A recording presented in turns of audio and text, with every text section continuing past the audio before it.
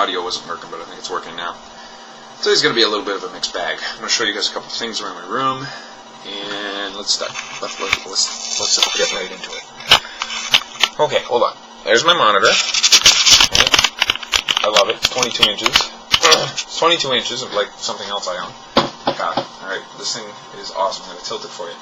The only flaw in this thing is it has a plastic base, and if you were just to turn it right now, the corner of the monitor would just break on the base, and I don't like that. So you got to tilt it this way first to make sure. Don't clip the base. The one they had on display. What was that? What was that? Scratch. Oh, okay. The one they had on display had been scratched all the fuck, and I, take good care of my stuff. I don't want to see that happen. So anyway, you have the tilter, like these, and normally the thing, it's supposed to actually turn the screen too, like your start menu go at the bottom and all that. The software is still a little buggy for it, I guess, is what people are saying. So, I mean, they'll work the kinks out. But normally, when I do turn it this way, it clicks for a second. It's not something about a debugger not working, and then it actually does do what it's supposed to do. Anyway, this monitor is the shit. I love it. It's so feather touch. You can just. I'm so not used to having a monitor that takes no weight at all to do what you want with it. And I just love this because I can sit on my bed, which is right here, and just, watch a movie. It's cool. There's my line. Sit on my bed, having fun. Oh, yeah, I was going to show you guys this too. This thing here is a drink warmer. It's the Bailey's, and it's got a little power button. And this thing heats up, and it doesn't actually make a lot of heat. It just heats this part up only, so you don't even feel the heat. It's kind of, you put your coffee cup right here, and it keeps it warm.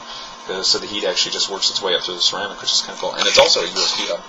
So it's got four USBs on it, and it's got very long cords, so in case I need to have a little bit of an extension, I got it.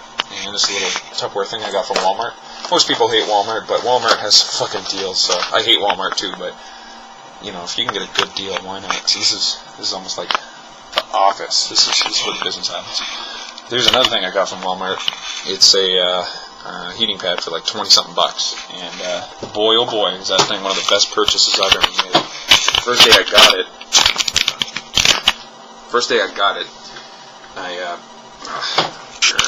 I put it on my neck, and oh my god, I felt like I was on vacation. I was having a glass of red wine and just like most relaxed I've ever been. I'm going to show you guys a couple more things. Let's see. This is just the empty bag, but it's exceptional chunky chip Our Compliments cookies. They are fucking amazing. I don't think Our Compliments is everywhere, but it's kind of like the no-name brand that Sobeys carries. And a lot of their no-name shit is better than the real shit. These fucking cookies are worse than crack cocaine. I open a bag and it's gone because they're so fucking good. And I think I need an intervention because they're good. Another thing I really enjoy that I got from Walmart is I'm into Classico sauces for spaghetti, and normally they're like $3.50 or something like that a jar, and they're worth it. You don't get a lot, but you get some good. And I'm no way affiliated with any of these companies. I'm just saying this Classico shit is the best sauce you can get, besides maybe homemade, and it'll even stand up against some homemade sauces. So you get linguine noodles, which are the big thick ones. Put a little boil some water, put a little bit of cooking oil in, so your noodles don't get all stuck together. And then you drain it, and you put this shit in it, and oh boy, they've got, this is the Italian sausage with peppers and onions, and it's got little bits of sausage in it, and oh, sweet mother God, it's good. I think my favorite one, though, is there's a spinach one, and I don't know why, but holy fuck, just, never had a bad experience with Classico sauces. They're just off the hook. So if you have a date, and you're bringing the girl over, cook some spaghetti with linguine noodles. You can't fuck it up unless you burn the place down, or unless you dump the hot pot of water in her face and turn her into Phantom of the Opera. But other than that, you can't lose. It's impossible. So yeah, I just rewatched Batman Returns, and I watched it a lot when I was a kid. And people wonder why I would watch the same movie over and over again, or play the same game over and over again. It's because of OCD, and I realize that as I'm getting older, I'm starting to be able to really figure out, my own conditions and all that shit, and how to deal with them, work around them. So when I had a good experience, for example, playing video games, basically I just keep playing games to try to recapture that fun time I had, and that's why I play a lot of video games, because I'm trying to recapture the one fun time you had, or you get a lot of pleasure sometimes, not even of like finishing the game, but just building up to the point where you're ready to, kick some ass, and then you're like, well, I know I'm going to win, so, the fun part's already over. The fun part was the struggle, right? So you just keep doing it over. So I'll watch a movie or listen to a song, and I'll just, listen to the same album start to finish without random play, just start to finish. And to me, that's good. I like all the audio and visual cues you get from movies. I just like waiting for them. I get more pleasure out of seeing something I've already seen before rather than something new. I'm not OCD really bad that I have to, lock a door 58 times or anything like that. It doesn't rule my life, but it's just there's, of course, you can tell I got it. No question there. Anyway, so I watched Batman Returns a shitload when I was a kid. I saw it when I was younger. I saw it in a drive-through one day, and I was like, yeah, it was okay. And then I watched it again, and I thought, well, that's a fun movie, and I just kept watching it, and I just got into the habit of just watching it all the time. And I just, like I said, I love the visual and audio cues, and I think it's mostly because of the soundtrack. I thought I really liked Tim Burton as a director, but as I get older, I just realized Tim Burton's just a fucking flaky weirdo. But Danny Elfman is still one of the best composers ever. This guy he's sick. He's quite sick. He's good. I like him a lot. Anyway, a lot of people like the first Batman rather than the second one. The first one delved into Batman's twisted torment more than the second one. The second one didn't touch on it at all. But he had a reason to kill the Joker, and that's what made it a good movie, because you really hated the villain, and you wanted him to kill the Joker, because, that's Joker killed his parents, right? And as you know, two wrongs do make a right. Anyway, in the second one, I thought the script was really good. There's a lot of funny banter between the characters, and there's a lot of deviation. I hate it when a movie, you can tell that every single fucking word is just exposition, like it's just there to inform the audience, and that's it, and it's boring and plain. But this script has a lot of play in it, like a lot of, Selina and Bruce butting heads, and actually Penguin and Catwoman butting heads too. So I enjoyed it. I mean, I thought it's a really funny movie. It's well done, I think. The acting in it is surprisingly strong for this type of movie.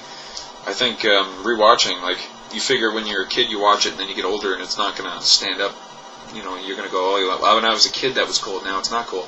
But the acting in it surprisingly still stands up. If you really watch, what's her name, Michelle Pfeiffer, playing the role of Catwoman, she fucking hits it right out of the park. She really plays up the fragile state that she's in, and she is, a little fucked up, but she's also kind of liberated at the same time, so she gets to do all these things she wouldn't normally be able to, fall from a building, die, and then no martial arts magically out of nowhere. But I love the touchiness of the relationship between her and Bruce, because she really likes him, but at the same time, she just wants to claw his eyes out. It's kind of interesting. And I loved Danny DeVito as the Penguin. He's so fucking dark and sinister, and my buddy John did not like this Penguin, because the Penguin in the comic book is supposed to be very, very intelligent. He's supposed to be actually be a good fighter. He's actually more of a well-rounded kind of guy. And in this, the Penguin's a freak, so they just decided to fucking hit it out of the park and make sure, they really drove home the point that he's a fucking freak. And I feel bad for the Penguin, because he's a monster that was created when society rejected him.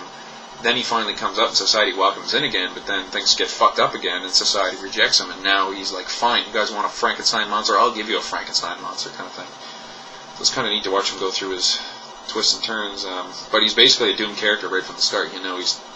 It's a shame that he has to die, because I found him very interesting. He's very funny and, offbeat, and he's just, I just love Danny DeVito's fucking, the way he talks and everything. He's almost cackling all the time. It's fucking great. I loved it. Chris Walken, of course, gives a strong performance. That's the Walken. I mean, he's great. He's always great. But I think Keaton is Batman. He's the best. Everyone agrees that he's the fucking man when it comes to Batman.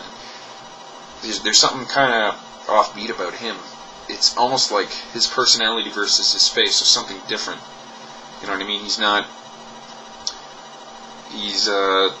I don't know, he's kind of attractive, charismatic in a weird way, you know what I mean?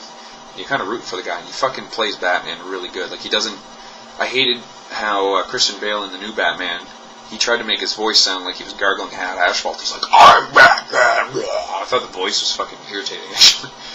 But Keaton just kind of tones it down a little bit, and that's Batman, you know what I mean? A little more straightforward, a little more, I don't know. Anyway, I don't know, this one's kind of a mixed bag, but I'm going to do another video soon. I think I'm going to do one on Geometry Wars, because I'm doing good. I'll explain.